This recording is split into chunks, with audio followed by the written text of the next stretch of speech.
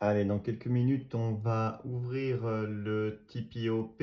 Donc, il va être 15h30 tout simplement pour l'open du marché américain. Donc, comme on peut le constater, là actuellement, on a un joli volume profile, hein. Donc là, j'ai toutes les sessions qui sont mélangées, asiatiques, européennes et donc bientôt la session américaine. Et ici, on retrouve ce magnifique creux de volume. Eh bien, on le retrouve ici au niveau de ma VWAP, donc pas très loin de la PP, mais c'est une PP en 4 heures. Celle-ci, la PP Daily, elle est juste en dessous. Donc là, qu'est-ce qu'on est en train de faire? On est en train de casser le haut des bandes de Bollinger, donc on est en train de casser les plus hauts. On est exactement actuellement sur la volume value area high du volume profile d'aujourd'hui. Donc c'est-à-dire que pour l'instant, la VVH, elle est quasiment au sommet du volume profile actuel. Et on est encore une fois en train d'aller rechercher l'écart type 2 VWAP. Et bien moi, là, ce que je vais chercher, les amis, c'est soit de jouer la prolongation de mouvement ou alors éventuellement le pullback pour revenir dans un marché complètement équilibré. Donc c'est-à-dire qu'éventuellement, vous voyez ici ce VPOC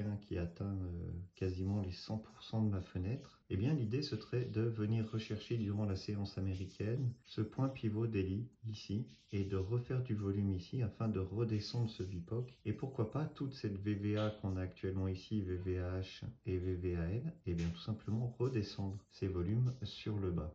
Voilà, donc ça y est, il est 15h30. On vient d'ouvrir le TPOP, donc qui est en train de faire son volume. Donc moi, ce que j'attends là sur le TPOP, c'est ce gros volume profile ici. Donc pour l'instant, le VPOC, il est là. Et c'est éventuellement la cassure de ce VPOC déjà pour commencer qu'on retrouve beaucoup de vendeurs. Donc il est en train de faire tout son HVN ici sur ces niveaux de prix. Et après, c'est qu'il départ, son départ à la baisse et de retrouver énormément de vendeurs pour pousser dans le sens inverse et venir retrouver des niveaux ici précédents beaucoup plus bas et pourquoi pas venir rechercher cette fameuse LVN ici. Donc finalement c'est tout le contraire qui est en train de se produire, le marché est en train de partir à la hausse et regardez derrière lui, il est en train de laisser de jolis HVN avec de jolis creux de volume, il vient se reposer ici sur le VPOC, c'est une très bonne position pour tenter une entrée agressive acheteuse et je peux venir mettre mon stop loss ici derrière le HVN prochain. Et là maintenant, il faut laisser partir le marché à la hausse et essayer de profiter de ce mouvement. Voilà, c'est exactement ce qu'on attend de lui, c'est-à-dire